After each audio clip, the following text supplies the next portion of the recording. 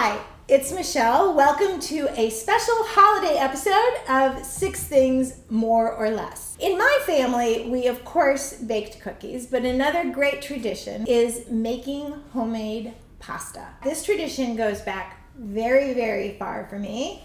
That far for me. My grandmother taught me how to make fresh pasta. It's a great thing to do with your family. There's lots of tasks for everybody to do. A lot of people think, oh my God, fresh pasta. Who has the time to make fresh pasta? I don't have a pasta machine. I don't have a Cuisinart. You don't need any of those things. I'm going to teach you how to make pasta with eggs and flour and turn it into spinach and ricotta ravioli.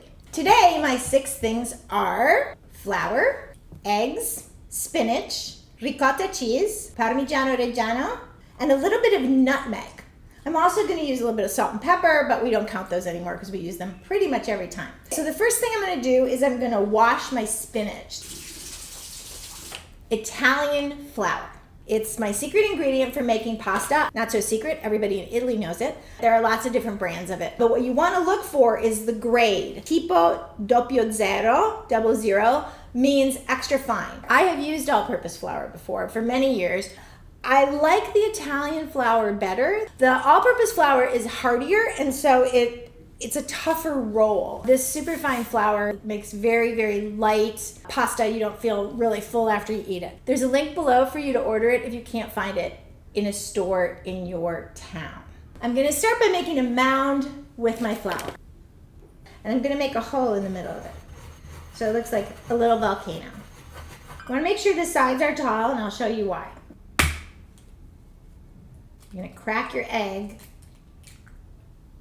and then you're gonna take your fork, and you're gonna beat your egg inside of this. Now, you definitely want your sides to be tall enough, because what you don't want, which happens to me a lot, is that the egg breaks through and starts to go over this way. And when it reaches this consistency where it's a little bit pasty, you're gonna add in your next egg.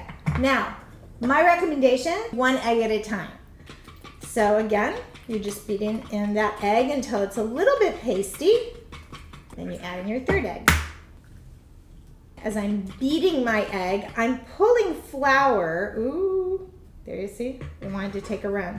The beating motion is actually pulling the flour off of the sides to make a paste. All right, and then you just start bringing your flour into it, and at some point you have to relinquish the fork, and you just work that flour into the dough. A lot of people do this with a food processor.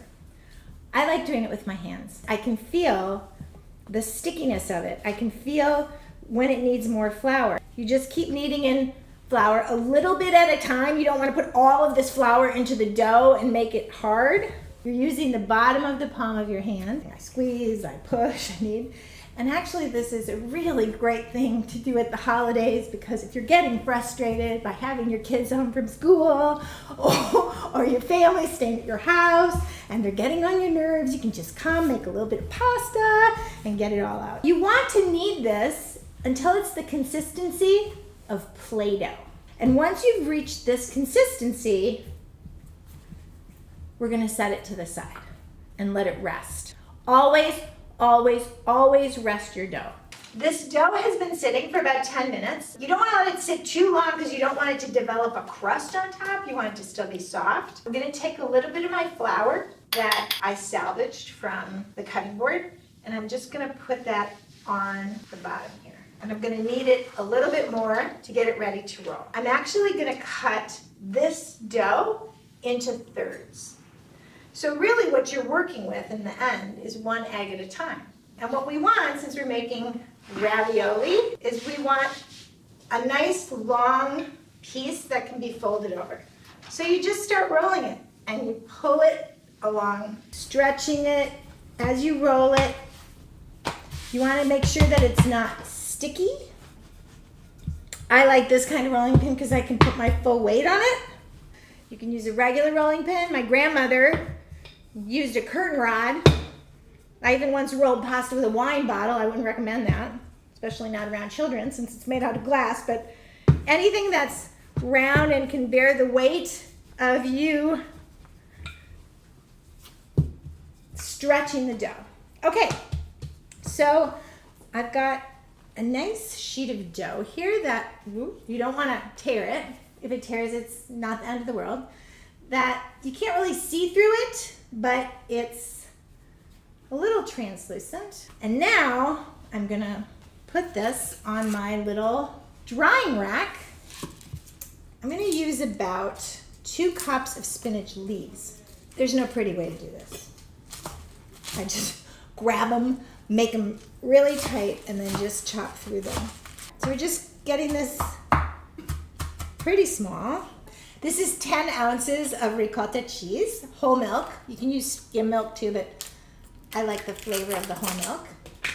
Put that whole thing in a bowl, and we're gonna add our spinach in there. A cup of Parmigiano to start.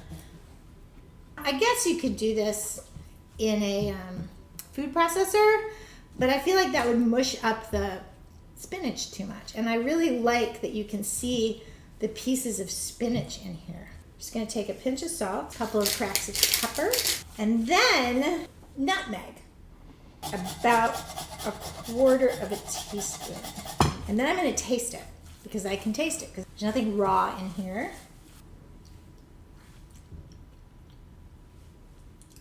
I think it needs a little more nutmeg. So I'm gonna go with a 1/2 teaspoon of nutmeg. So I'm just gonna flour my board.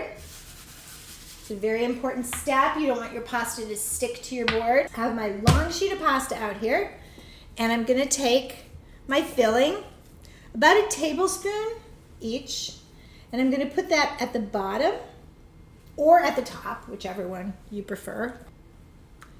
And I'm spacing this, math again.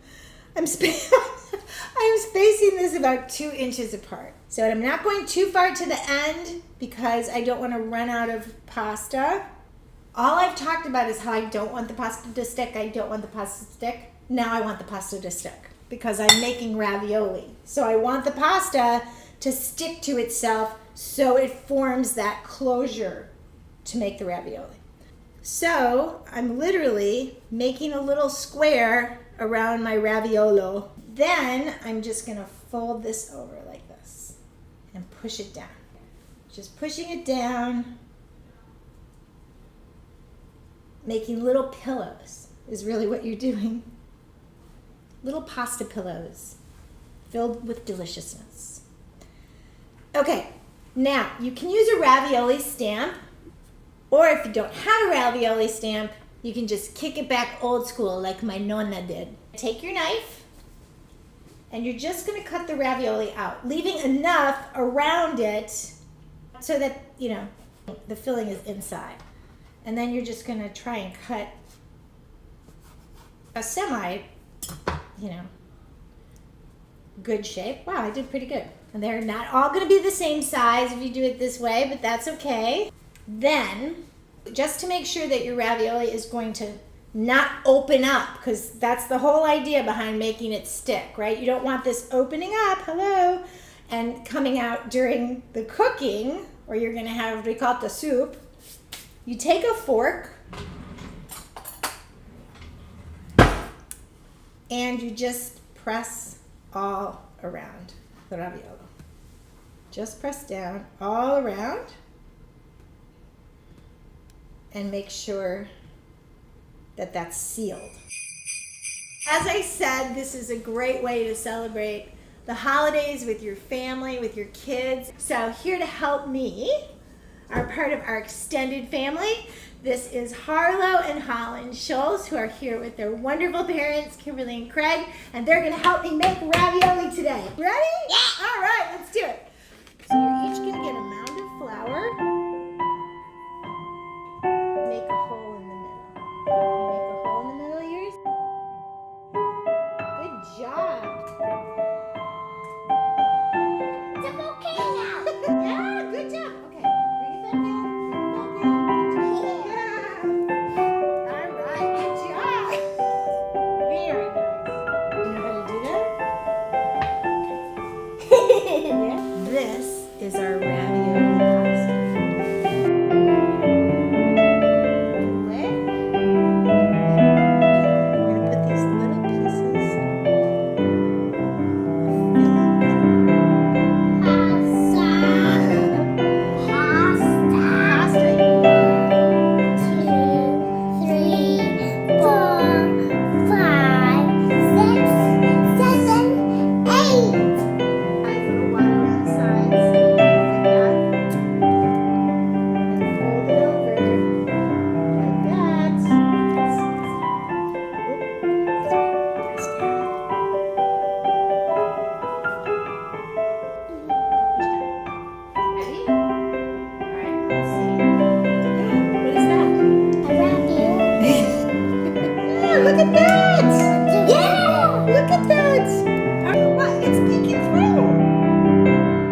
Do you think Paul should come over here and help us? Yeah!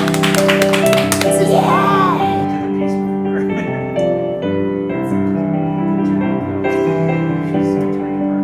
Just in case she didn't know what it tasted. Does that taste good?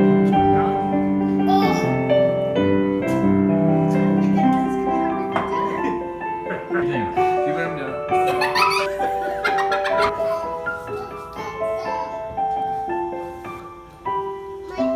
Oh yeah, that's money. Oh my Whatever you're celebrating this holiday, celebrate it with people you love. Merry Christmas. Hi, it's Michelle. Thanks for watching 6 Things, more or less. If you enjoyed what you saw today, give us a like, maybe share it on Facebook. And don't forget to subscribe! And...